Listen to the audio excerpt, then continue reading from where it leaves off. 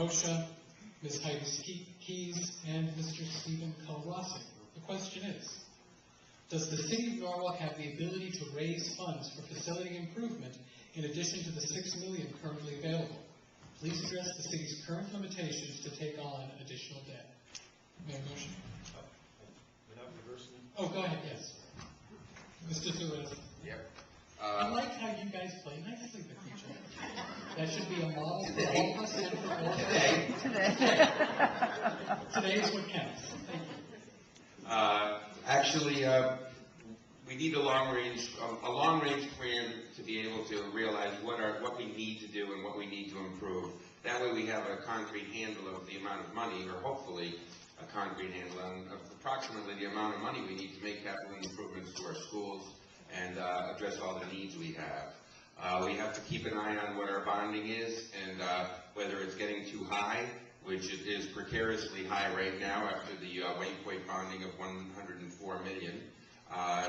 We just have to manage that, keep an eye on that, and make sure that we have enough bonding money available to be able to realize any needs for the school improvement.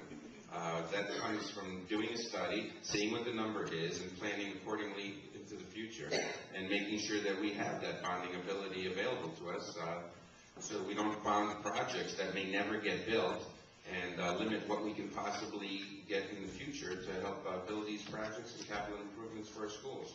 The kids are the future. They're the most important thing to me in Norwalk as far as development. We have a lot of development that's going on, and we have a lot of things that we're planning to do to raise the tax base. But what good is it if we're getting into schools that are going to go back to what we had over 10 years ago of leaky roofs, technology that's behind, books that are outdated, and schools that just don't have the capacity for kids. We have to plan for the future, and we have to plan for it accordingly far enough in advance so that we can have this money set aside. Thank you. No, I don't. Well, we do have a 5-year plan for the city. It's called capital budget. It's here. If you look at it projecting out into 2014, we estimate that we have projects on the board, new fire stations, things of that nature. Depending on which year you took, we could have as much as $41 million needed for our projects. I'm not saying every one will get it, but we do have to put it out. And as I said, we recently completed with the Board of Ed and Dan Cook and Dr. Corder prior to him leaving with the Board of Ed, the new capital expansion plan, which is approximately $50 million. The difficulty is, as I pointed out, we're not going to get right now the 38% reimbursement. The $104 million does not count toward that because, as the bonding agency says, the $104 million that we will use for infrastructure with the Waypoint is separate because it will be paid for by a special taxing district by the landowners that own the property within that district. It will not affect our other capital budget because that is paid for on bonds that we float that will be paid for by the taxpayers of the city. Two separate entities. $104 million paying a special separate service tax to pay that $104. Does not mean that we're not limited in where we're going as far as the capital budget goes.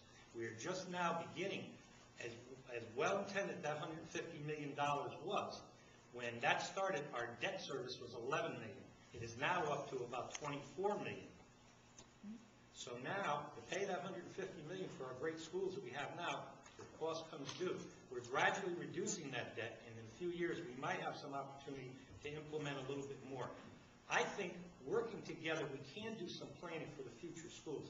But what concerns me is, if the state doesn't get a little better and change its idea about the 38% reimbursement, it's going to put a severe strain on our ability to move forward. Because 38% of the $150 million was reimbursed by the state of Connecticut, 35 to 38% of the project.